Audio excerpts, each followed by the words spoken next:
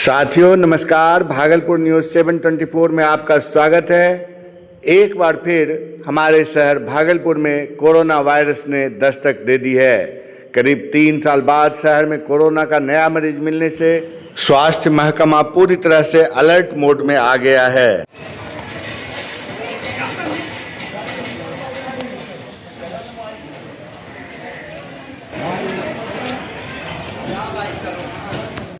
लालूचक इलाके में रहने वाले एक 65 वर्षीय बुजुर्ग पिछले कई दिनों से तेज बुखार 104 डिग्री तक बुखार चला जाता था और सर्दी खांसी से पीड़ित थे। तबीयत में सुधार न होने पर एक निजी क्लिनिक में उनकी RT-PCR जांच करवाई गई। रिपोर्ट में उनके कोरोना संक्रमित होने की पुष्टि हुई है। इस वीडियो में आगे हम जानेंगे क्या कहते हैं मेडिसिन विभाग के HOD और सिविल सर्जन, क्या है प्रशासनिक तैयारी कोरोना के संबंध में।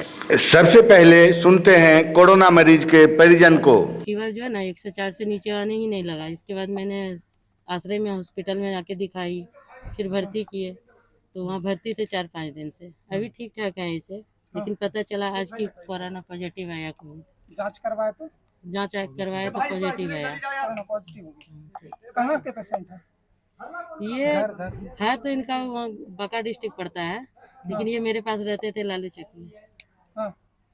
अभी यहाँ भर्ती ले रहे हैं। अब यहाँ भर्ती आईसीयू में। हाँ ICU में। कहाँ पे आए हैं लेकर के? मायागंज आए हैं। क्या नाम हुआ आपका? आपके कौन है? मेरे ये फादर हैं। फादर है। कोई परेशानी घबराने वाली? नहीं, कोई घबराने का कोई चीज नहीं कितने है। दिन से बीमार थे? 1 सप्ताह हो गया। निजी डॉक्टर के पास? हाँ, निजी डॉक्टर के पास। ठीक।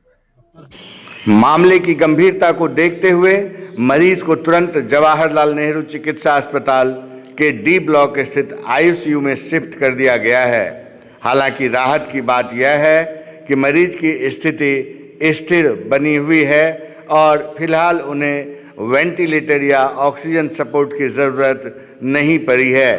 हॉस्पिटल के मेडिसिन विभाग के HOD डॉक्टर राजकमल चौधरी का और स्वास्थ्य प्रशासन का कहना है कि स्थिति पूरी तरह नियंत्रण में है। उसको तो अभी ICU के D ब्लॉक में मायागंज में हमने एडमिट किया है। वहाँ पे ICU में ऑक्सीजन, वेंटिलेटर, सब चीज़ की सुविधा भी है और अभी लेकिन कोई उसको ऑक्सीजन वगैरह का कोई प्रॉब्लम नहीं है।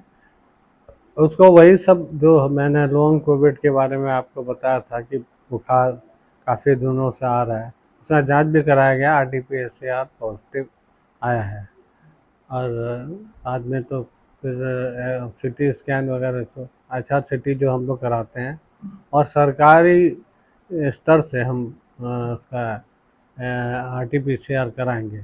सुविधा अभी है? हाँ, सुविधा है।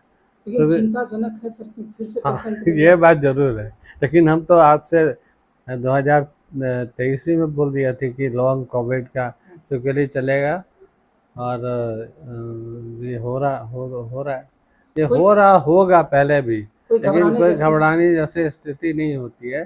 खाली हम लोग को पैनिक नहीं बनाना। Civil surgeon doctor Ashok Kumar कहते हैं के मरीज के बारे में प्राइवेट क्लिनिक से पुष्टि हुई है, उसको हम लोग जवाहरलाल नेहरू मेडिकल कॉलेज में भर्ती किए हैं और उसका वहाँ पुनर्जांच होगी।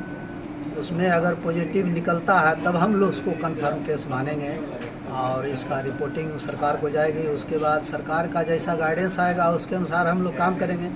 लेकिन इसके पहले हम लोगों को ये सलाह देना चाहते हैं आप लोग के माध्यम से कि लोगों को पैनिक होने की ज़रूरत नहीं है।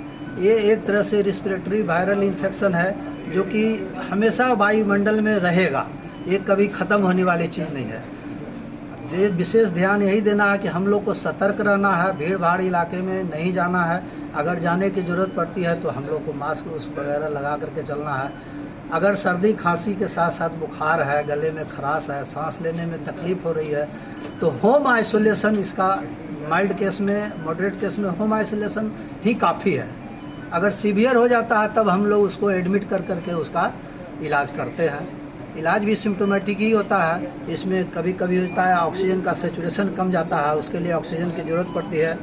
वो सभी केस में ज़रूरत नहीं है, जो सीवियर हो जाते हैं उसी केस में। दूसरी बात है कि इसमें डेथ का जो रेट होता है वो सिंगल कोरोना वायरस से नहीं होता है।